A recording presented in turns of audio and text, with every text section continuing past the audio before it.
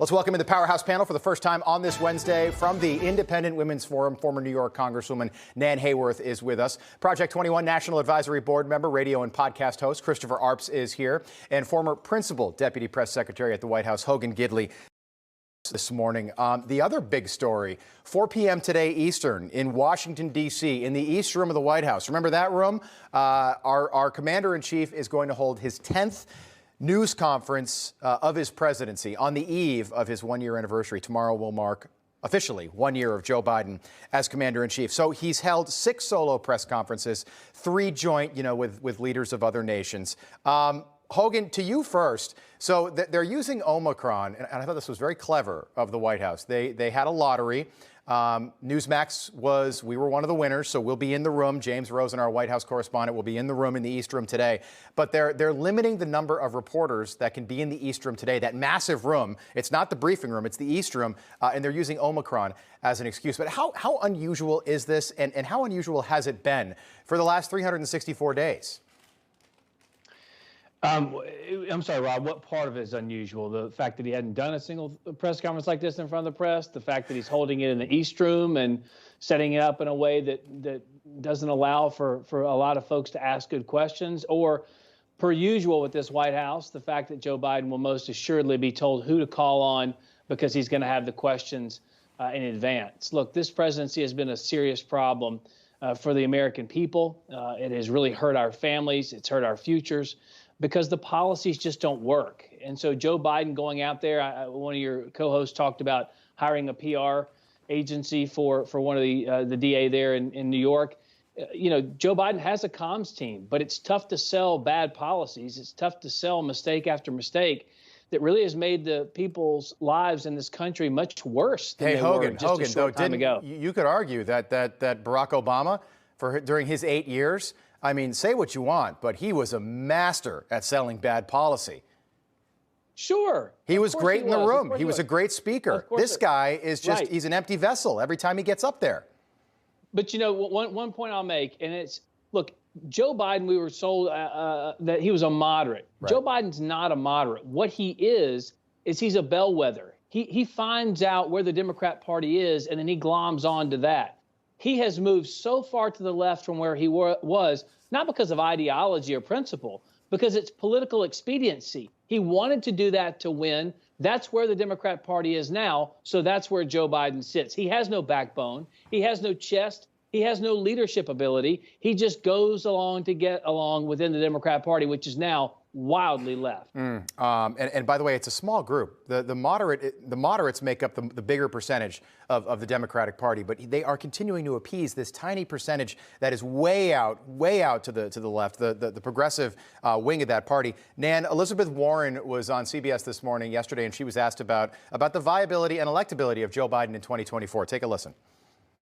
Do you believe that President Biden is up for the job? President Biden's running for re-election. I expect to support him. His approval ratings are some of the lowest that they've been for a very long time. I understand that, but remember, we've just finished the first quarter. We're just starting into the second quarter here. So we've got a lot of time, a lot of work in front of us. All right, so Nan, you served in Washington. We know Elizabeth Warren works with public relations people. She doubled down telling the American people that she was, in fact, part Native American after it came out that she was less Native American than, at that time, sitting President Barack Obama. What do you make of the if there? She sort of said the quiet part out loud. If Joe Biden is a candidate in 2024, I will support him. Yes. Yes, well, because all the evidence of our own eyes, Rob, tells us all we need to know. This man cannot even get through a scripted speech in a very strange sort of setting that his own White House has created for him so that he can read off a prompter. Joe Biden's mind has left the building. And this is a huge problem for the Democrats. And the reason they are so far to the left, the reason the Biden administration is so far to the left, is because that's where the money is in this party. If you look at the oligarchs, basically, who are supporting Joe Biden, they're the so-called corporatists, they're the tech giants. They'll really put up with just about anything, I guess, from Joe Biden at this point, because He was the friendly face, supposedly, that they were presenting to the nation. But Joe Biden is a chronic, lifelong liar. Now he's a confabulator. He will fail today in his press conference because you cannot even script his answers and the questioners. It's not going to work. So today's going to be scripted again. Chris, good to see you. Good morning. The last time we saw this scripted press conference in the East Room was March 25th. That's really been his only solo press conference in the way that we're used to seeing presidents hold press conferences, but never once. And I know, Chris, just out of curiosity, when was the first modern president? Well, when do you think we had the very first modern president? Would you say maybe, was it Reagan maybe, or maybe Carter, Ford, one of those?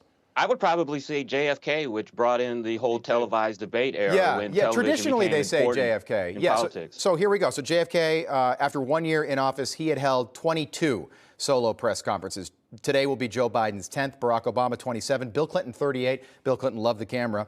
Hillary and Bill still love the camera. Donald Trump 24 solo press conferences. So there's the president right there. But what do you make of?